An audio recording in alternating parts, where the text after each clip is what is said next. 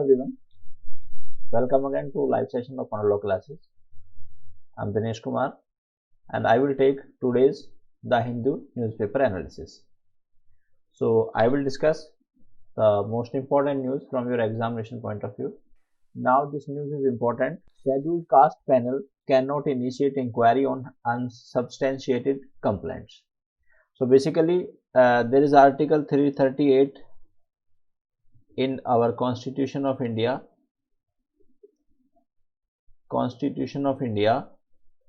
which provides for the National Commission for Scheduled Caste. It provides for National Commission for Scheduled Caste,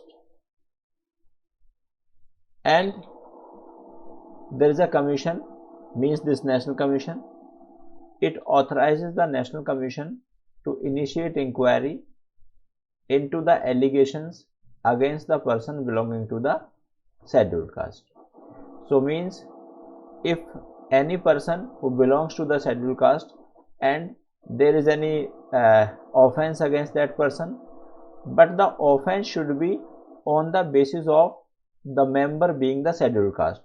इसका मतलब क्या है कि अगर कोई पर्सन शेड्यूल्ड कास्ट को बिलोंग करता है और उसके अगेंस्ट कोई ऑफेंस होता है, कोई डिस्क्रिमिनेशन होता है, केवल इस ग्राउंड पर कि वो शेड्यूल्ड कास्ट को बिलोंग करता है, not on any other ground, then commission can take action और can take the cognizance of that matter and it can also initiate inquiry proceeding in that matter. So what happened in this case?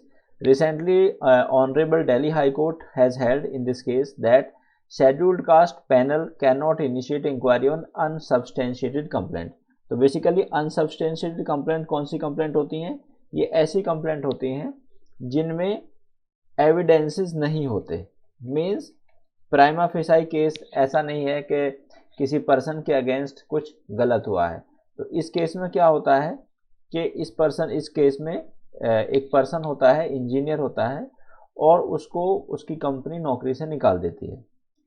अब वो person इस ground पर complaint करता है national commission for scheduled caste में कि उसको केवल इसी ग्राउंड पर हटाया गया. ठीक है, यानी कि उसको एससी होने के ग्राउंड पर उस नौकरी से निकाला गया. So on this basis this scheduled caste panel initiate inquiry. So company went against the order of inquiry of the scheduled caste commission to the Delhi High Court, और Honorable Delhi High Court ने कहा है कि although this commission has right to initiate inquiry, लेकिन Honorable High Court ने कहा है कि inquiry केवल ऐसे मामलों में initiate किए जाने चाहिए जहाँ की substantial ground हो. ठीक है, कि हाँ there has been any discrimination against the victim. अगर कोई सब्सटेंशियल ग्राउंड नहीं है तो उस केसेस में एक मैकेनिकली और एक रूटीन मैनर में शेड्यूल्ड कास्ट पैनल को इंक्वायरी इनिशिएट नहीं करनी चाहिए. So this is important. Food day as reminder to leave no one behind. तो बेसिकली रिसेंटली 16 अक्टूबर को food day has been celebrated. So now क्या कहता है? The hunger hot spot outlook, a report by the food and agriculture organisation of United Nations. तो यहाँ पर this is important for you. Hunger hot spot outlook एक magazine है जो कि रिपोर्ट प्रोवाइड करती है. ठीक है, and this provide the report on the basis of food and agriculture organisation of the United Nations. तो you may be aware that food and agriculture organisation एक क्या है, एक इसकी एजेंसी है, किसकी? यूएन की, यूनाइटेड नेशन ऑर्गेनाइजेशन की. And world food program means WFP.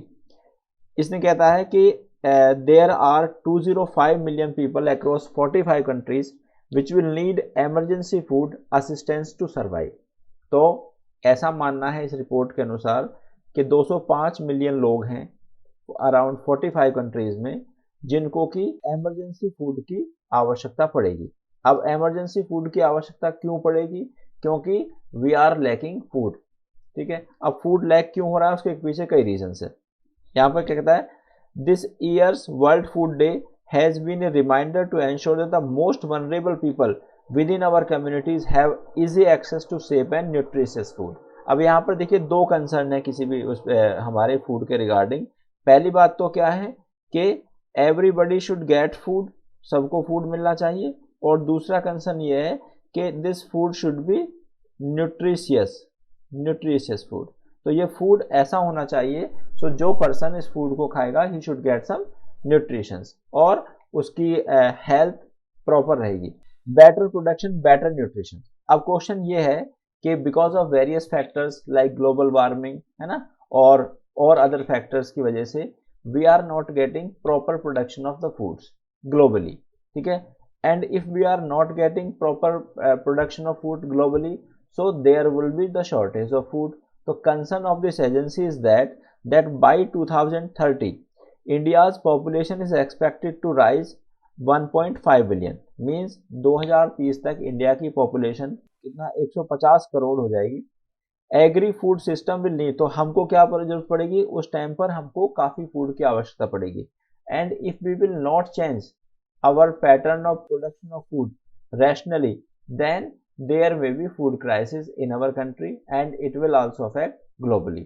तो इसी लाइन पे इन्होंने क्या कहा है that we should increase our food production and we should provide food to all the persons and we should produce so much food so that we can also export food to the other countries who are in need of the food. Now we come to next news, that is the bigger picture of intermediation's financial crisis.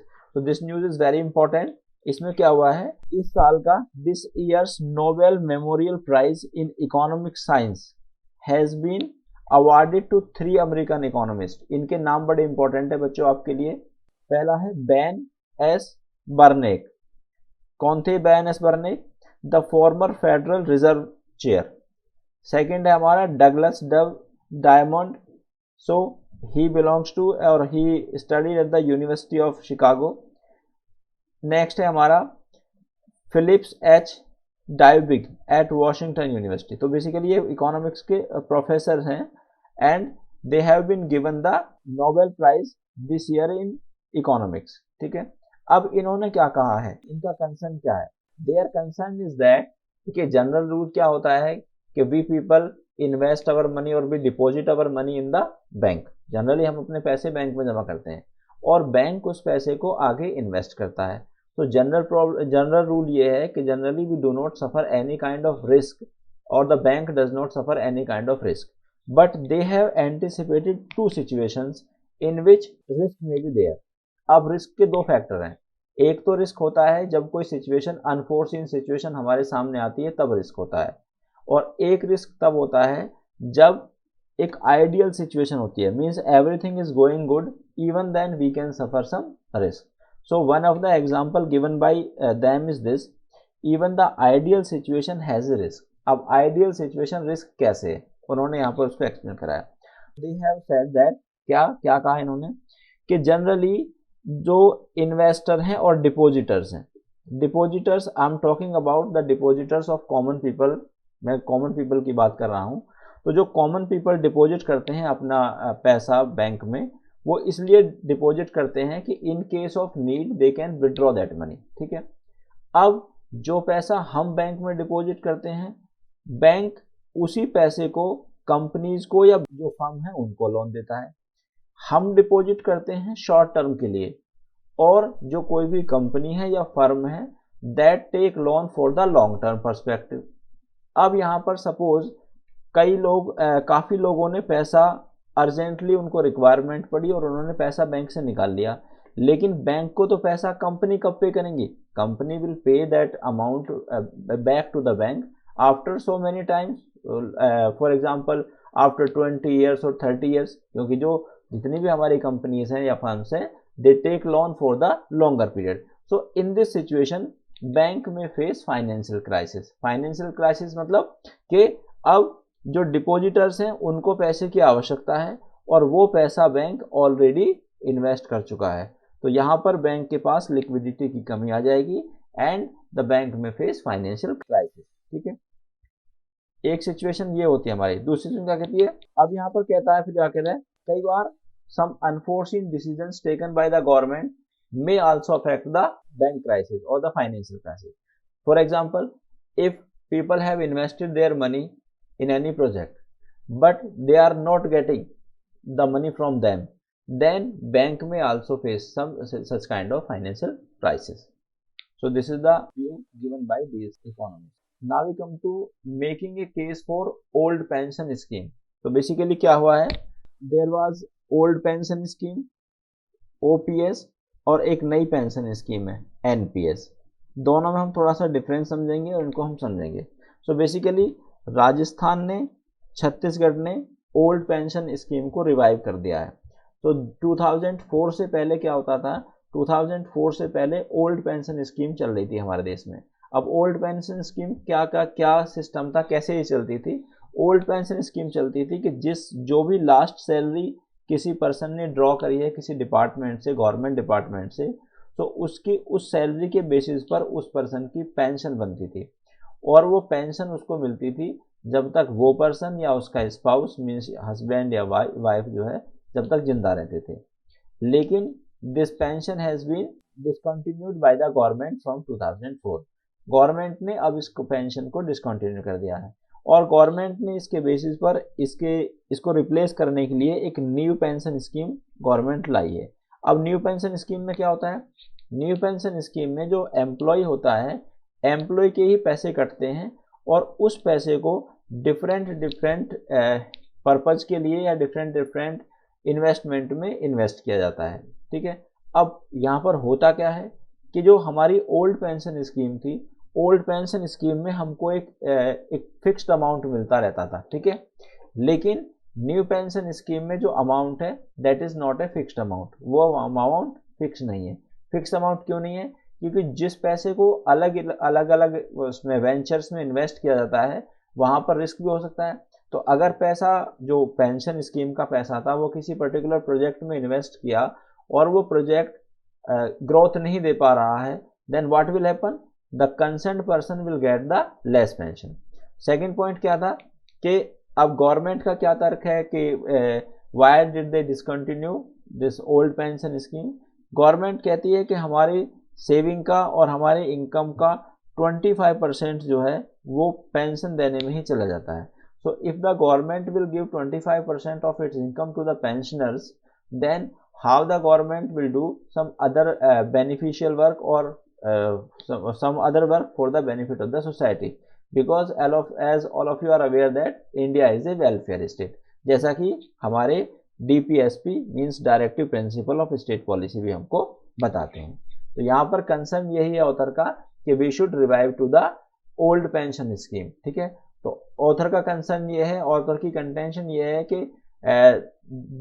This data that government is saying that 25% is taken for the 25% of the state budget is used for the providing pension to the pensioners। लेकिन author के contention ये है कि we may generate revenue from some other sources। तो author चाहते हैं कि इसको कंटिन्यू किया जाए और रेवेन्यू और सोर्सेज से जनरेट किया जाए, क्योंकि उसमें एक पेंशनर को एक उसकी लाइफ की गारंटी होती है, जब तक वो जिंदा रहता है उसको पैसे मिलते रहते हैं। लेकिन एनपीएस स्कीम में फ्लक्चुएशन के चांसेस ज़्यादा हैं।